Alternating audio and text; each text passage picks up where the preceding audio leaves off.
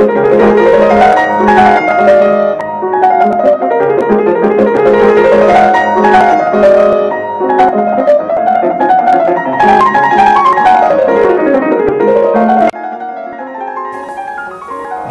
Igor, e quanto aos receptores sigma, o que se pensa hoje do seu papel dentro dos neurotransmissores?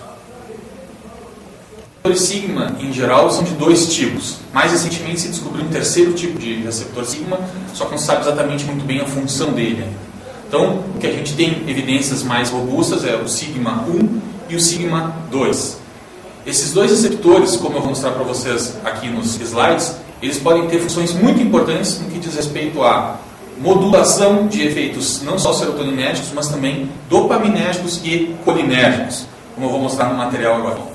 Como a gente estava comentando, então, quando a gente utiliza um inibidor seletivo da recaptação da serotonina, segundo o Stahl, a gente acaba utilizando uma série de neuroreceptores. A gente acaba atuando em vários neuroreceptores, né? Os mais conhecidos são os receptores serotoninérgicos, noradrenérgicos, dopaminérgicos, os histamínicos, os muscarínicos. Só que, de uma certa maneira, quando a gente utiliza uma medicação com ação serotoninérgica, algumas medicações também vão ter ação neste receptor chamado sigma. Aqui, na realidade, está um alfa, mas entendam como receptor sigma, que, dependendo de alguns antidepressivos, o que vai acontecer quando a gente atua no receptor sigma?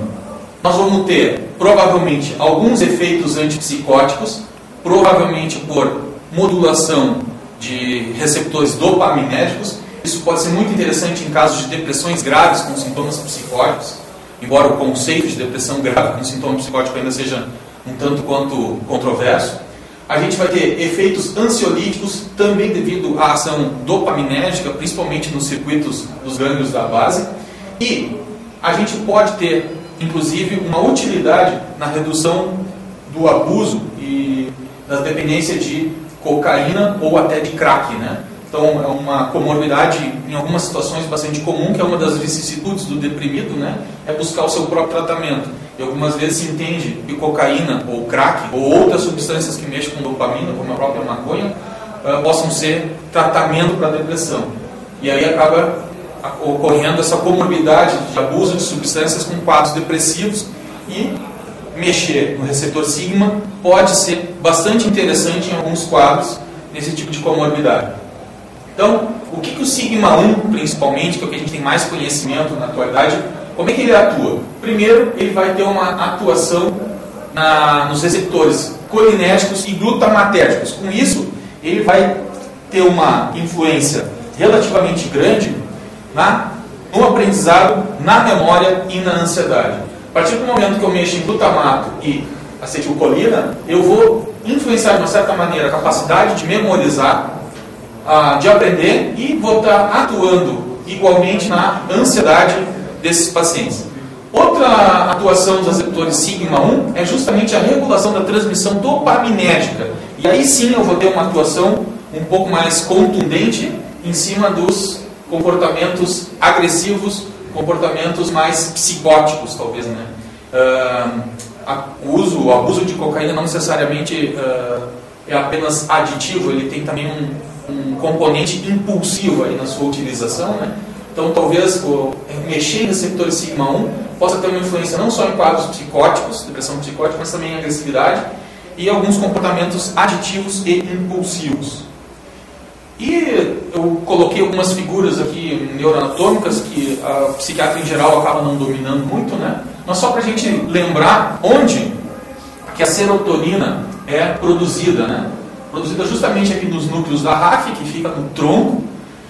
E percebam que todos os circuitos de produção dos núcleos da RAF acabam passando principalmente nessa região aqui, que é o hipotálamo, né? Então, natural que quando a gente mexa com serotonina, a gente vai ter também efeitos colaterais indesejáveis, né? Porque a gente vai estar atuando de uma certa maneira no hipotálamo. O hipotálamo, para quem não lembra, controla várias coisas: temperatura corporal, necessidade de ingesta líquido, né? Sede, diurese, controla também desejo sexual. Então, muitas vezes, quando a gente dá uma medicação serotoninérgica, indiretamente a gente vai estar causando, como a gente sabe, né, efeitos colaterais na sexualidade, diminuição da libido, atraso da ejaculação, do orgasmo, justamente porque as vias serotoninéticas acabam passando aqui pelo nosso hipotálamo, né? Para depois então chegar em níveis um pouco mais superiores, seria a região dos gânglios da base. E, por outro lado, a ação dopaminérgica, a principal estrutura produtora de dopamina é a substância nigra, e também, da mesma maneira, né, a gente vai ter as vias dopaminérgicas passando primeiro pelo hipotálamo até chegar na região dos gânglios da base. Então, sempre que a gente estiver mexendo com serotonina e dopamina, inevitavelmente a gente vai estar mexendo em funções hipotalâmicas.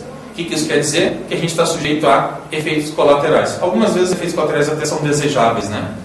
Então, só para a gente entender que nessas vias todas, tanto dopaminérgicas quanto as anteriores, que são as serotoninérgicas, a gente vai ter receptores sigma modulando a ação da serotonina e da dopamina. A gente não tem uma outra substância atuando, mas os receptores modulam o funcionamento da serotonina nessas regiões, tanto na sua produção, quanto na região hipotalâmica, quanto na região dos gânglios da base, bem como nas regiões corticais mais altas, né? Então, essa modulação pode, de uma certa maneira, nos ser favorável, né? E as duas medicações que a gente tem, que tem uma maior atuação nos receptores sigma, são justamente a fluvoxamina e a sertralina. A fluvoxamina é um pouquinho mais potente do que a sertralina. Então são os dois inibidores seletivos da recaptação da sertralina que a gente tem uma atuação em receptores sigma bastante contundentes. O papel da sertralina em depressões graves, a gente sabe que é bastante importante, né? E a fluvoxamina é uma alternativa, que infelizmente não é tão falada no nosso meio porque é uma medicação europeia, né? E aqui, como nós funcionamos muito por influência norte-americana, né, a gente acabou não tendo tanto a entrada da fluvoxamina nem em quadros depressivos, muito mais em transtorno obsessivo-compulsivo, né? Como é o que eu estudo, eu acabei dominando um pouquinho melhor, talvez, a utilização dessa medicação.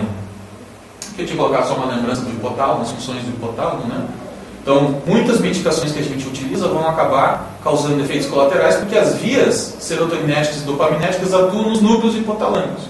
Se eu utilizar algumas medicações que têm uma modulação em receptores sigma, existe uma tendência a diminuir um pouco os efeitos colaterais hipotalâmicos.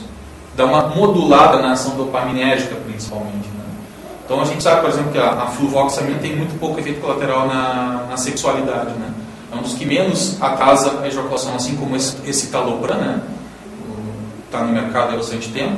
A fluvoxamina também tem pouco efeito na libido e na sexualidade. E eu acho que, para resumo de conversa, era mais ou menos isso que a gente poderia introduzir. Só para ter uma ideia de onde ficam os gânglios da base, né? Ficam exatamente no centro do nosso crânio. Quem não lembra muito de neuroanatomia, esse aqui que tem uma caudinha, é o que a gente chama de caudado mesmo. Esse aqui mais roxinho, que é o putame junto com o globo pálido. Então, a amarelinha ali é o tálamo, né? Aqui a gente tem uma série de vias que são, como vou dizer, funcionam através de neurotransmissores, como o glutamato, que vai estar envolvido principalmente em atividades excitatórias, na ansiedade principalmente, dopamina, sensações e comportamentos relacionados ao prazer, e GABA, né? Ácido gama-aminobutírico, que também vai estar relacionado a sintomas de ansiedade e muitas vezes de dependência química. O que acontece quando a gente atua em receptores sigma? A gente vai estar modulando a ação dopaminérgica e ação glutamatérgica a níveis de gânglio da base, fazendo com que talvez eles funcionem de uma maneira um pouco mais equilibrada. Eu acho que, para resumo, assim, para a gente poder começar a conversar sobre receptor sigma, acho que é interessante a gente parar por aqui e dar uma conversada mais geral.